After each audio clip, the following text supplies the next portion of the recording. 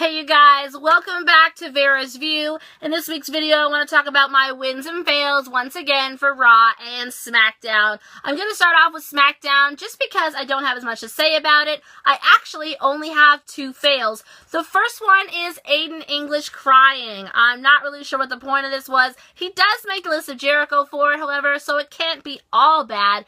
But a grown man wandering around backstage crying just doesn't sit right with me.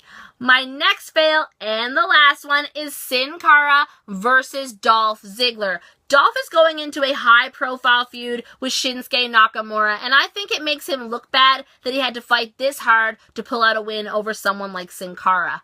My wins for SmackDown started off with the opening segment, however, when Chris Jericho says, "I made KO-T-O." I thought that was really clever. My next win, you might be surprised to hear, is Jinder Mahal. Yes, Jinder Mahal. I wasn't a fan when he originally won the #1 contendership, but it is growing on me, and having him beat Sami Zayn this way is just another way they're going to build him up into the top guy they need him to be, because he is big money for WWE with the way the market is over in India. My next win is 10-10-10. Ty Dillinger gets the win because he is gold, ladies and gentlemen. I really hope there's a high-profile feud in the works for him going forward on SmackDown. And speaking of gold, this has got to be my #1 win of the week for either show, and it is the Law & Order Fashion Police parody. It was so funny. WWE is doing a good job lately of making me eat my words, because once again, I was not a fan when they originally won the #1 contendership.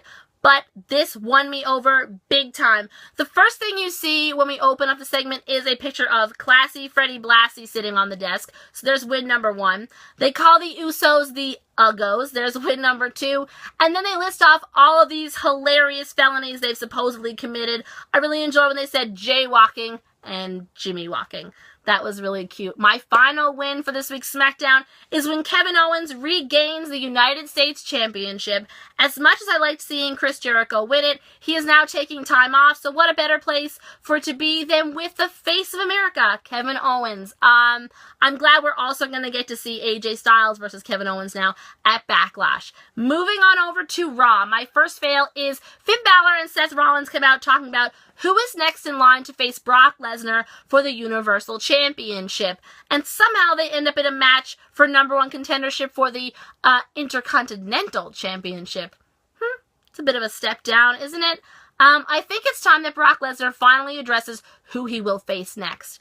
My next fail for Raw was the 205 Live match. Tozawa, Rich Swann, and Jack Gallagher come out. They all have the little umbrellas. They do the kick that Jack Gallagher always does. And Michael Cole says, "This is what 205 Live is all about." Sorry? What? 205 Live's about umbrellas?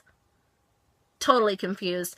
Also, I'm very sick and tired of them using Raw Time as a glorified commercial for 205 Live. We get it. You want us to watch it. Stop shoving it down our throats.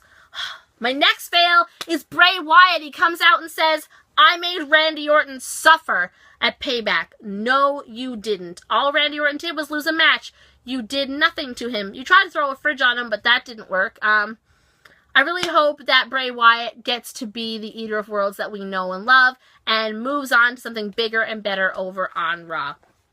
My next fail has got to be TJ Perkins versus Austin Aries. As much as I love Austin Aries, I equally dislike TJP. So enough about that. Moving on. Booker T on commentary was a fail for me this week. He seemed very confused. He flip-flopped on a lot of things he said, and overall it just seemed like a messy night for him on Raw. And my last fail is Miz is now once again the #1 contender for the Intercontinental Championship. I am very sick and tired of them recycling feuds. It's not that I wanted to see Seth Rollins or Finn Balor go for that title either, because I really want to see them in this Universal Championship picture, but I don't want to see Dean Ambrose versus The Miz again either. Let's talk about my wins now for Raw, shall we? Obviously, my first win is going to be Alexa Bliss's coronation. She is just, she's got to be my favorite at this point. I love where she's calling herself the goddess. She's got the pedestal. she just like starts sucking up to Nia Jax. She's thanking the other divas. She compares Mickie James to Mae Young and the Fabulous Moolah. She basically calls Sasha Banks her stepping stone, which has to be a smack in the face of the boss if their feud is in real life real. I want to know so bad. I talk about it all the time. Then she moves on to Bayley. The crowd starts chanting, "Bayley, Bayley," as they would in Sacramento, but she even uses that to her own advantage when she says, "I know what her name is," and quickly shuts the crowd up to start talking about Bayley's family. A brawl breaks out, there's an 8-man tag, and we get to see Alexa use some great bad girl moves when she claws the eyes of Bayley to pull off another pinfall victory over the Hugger. My next win has got to be the promo by Cass and Enzo. Enzo says, "We may have bags under our eyes, but it's okay because they're Gucci." That was really cute. I love they talk about, we're tired because being awake is better than sleeping.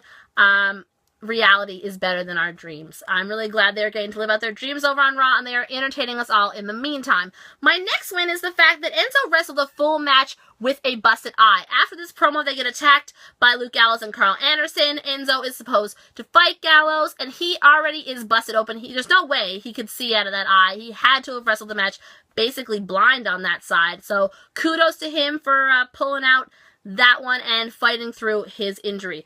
My next win is, oh my goodness, Sheamus and Cesaro. I know, again, eating my words, but I love the way they explain why they turned. They call the Hardy Boys a nostalgia act, and they say that WWE fans are always looking for the shiny next thing. That was really great.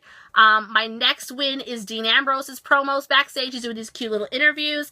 I love the little gems in there. He says, "Back to you, Gorilla," at one point. He does a third-person interview with Seth Rollins that kind of hints around at the Shield breaking up. He gets Finn Balor to take a bite out of a donut. For God's sake, eat a carb. And he also asks the Drifter if he knows any Pearl Jam. That was so funny. And my last but not least win of the night is the triple threat main event of Finn Balor versus Seth Rollins versus The Miz. This is a phenomenal match, and I loved the spots in it. They were so crazy. The suicide dives. My favorite one had to be when Finn Balor drop kicked Seth Rollins and then he in turn DDT The Miz. It was so clean. It looked so cool. I just loved it. And you know what else was great about this match? The interference actually was great because it made everybody look good because The Miz got the win without having to hurt Finn or Seth. They can now go on and have their feuds with Samoa Joe and Bray Wyatt respectively, or be part of the Universal title picture. Although I sadly don't think they're next in line. It's going to be either Strowman or Roman. So that's it for this week, you guys. Please come back soon and check out more Vera's View. I'm Vera for the WWFU Internetwork.